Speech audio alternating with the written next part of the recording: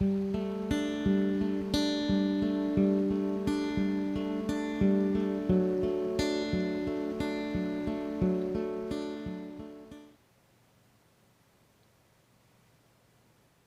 to be tying, this is a small pheasant tail nymph. It's a small Polish nymph.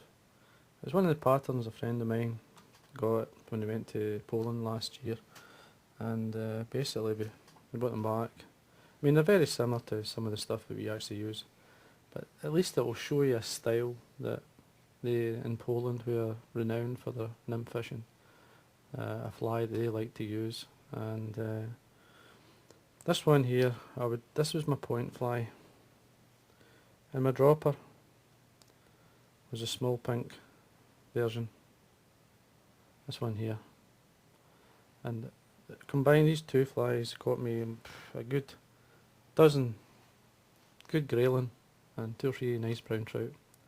I'd say the brown trout, all the brownies came on this one more. The grayling preferred the pink, but to be honest with you, this is a great wee pattern, and it's one I would certainly have in my box. Pheasant tail fibre, you can't go wrong. But just to show you how the original one had just the hairs fur at the front, I've put a wee bit more leg in it, and I'll show you how I did that. It shows you just slight variants that you can do. Just don't have to do it, but it's a bit of fun. That's the idea of tying your own flies, that you can actually add bits to it. This is a partridge hook again. It's a barbless hook, and I've got a 2.5mm tungsten bead. It's a gold one, obviously. Thread I'm going to use is a fire-on thread, which is going to form the tag at the back, and as well obviously tie the fly for you. Simply going to start at the bead itself and work my way down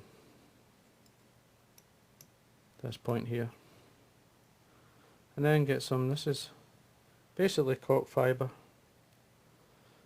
just it's a natural, it's a ginger, it's a Chinese. You only need maybe 4 or so fibres, you don't need a lot. Length, what's the length of the shank, or length of the hook even. Just tie it on the top. I slightly offer the fibres to the side and allow the thread to bring it up on top. And then form your tag. Just take it down about, say, 2-3mm, and then come up, stop it short of where you started, and then come back up just so you get a nice taper.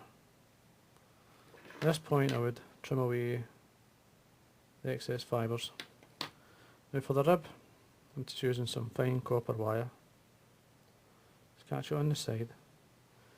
Now I'm going to take this up, all the way up, just to tidy everything, and then come back down, ready, because you're forming a taper, and use the thread for doing that as well. Now I'm going to use natural pheasant tail, just natural pheasant tail fibre for both the body and some small legs. Now you're looking for at least half a dozen, at least that, just so you can pull it back. You can always trim away if there's too many. You can't do that obviously if you haven't added them in. Now what I do is just catch them on the top and pull them in, and look at the fibre length you want. Fibre length is much, just slightly the body length, or the pheasant tail, and then bring your thread all the way up. Just keep going, and stop at maybe a mil or so from the bead. Just leave these fibres sticking up. Now I'm going to bring the pheasant tail fibres the opposite way I wind, just to build the body up. This point here. Now just take it across your thread. Now bring the thread across and onto the hook. Now you lock that turn onto the hook, keeping it nice and tight. Again and again. And then trim away the excess. Obviously the wire's very important, that it holds and catches in most of the fibre. That's why I like to wind it the opposite way, because it will catch in more of the fibre if you do that. Cross your thread, 90-degree bend into the wire, and then tie it down. Nice and tight. Bend and break it off. A neater cut if you do that, plus obviously save your scissors. Now get some hair. This is hare's body fur, which is a great dubbing, I like it. You could use the hare's ear if you want. Or you could use, which is a good variant, is black glister, which is, I'll show you this one here. This is black glister. If you put that at the front, it makes a great fly. I've got something to tie, so it's certainly there's a fly they use a lot here in Scotland. It does extremely well with the black glister in front of this body. Now you slide it up, you get 2 or 3 turns just in front of the pheasant tail fibre, and then just press these back and use the dubbing in front just to build up, hold them down. Doesn't matter basically where they go, they will spread out. And once you've got enough dubbing, just take away the excess from the thread. All you have to do is some super glue or varnish, whatever you like to use, onto the thread. 1, 2 turns, whip finish. Don't worry if you see the orange, it adds to the fly, it adds a bit more. And there you are.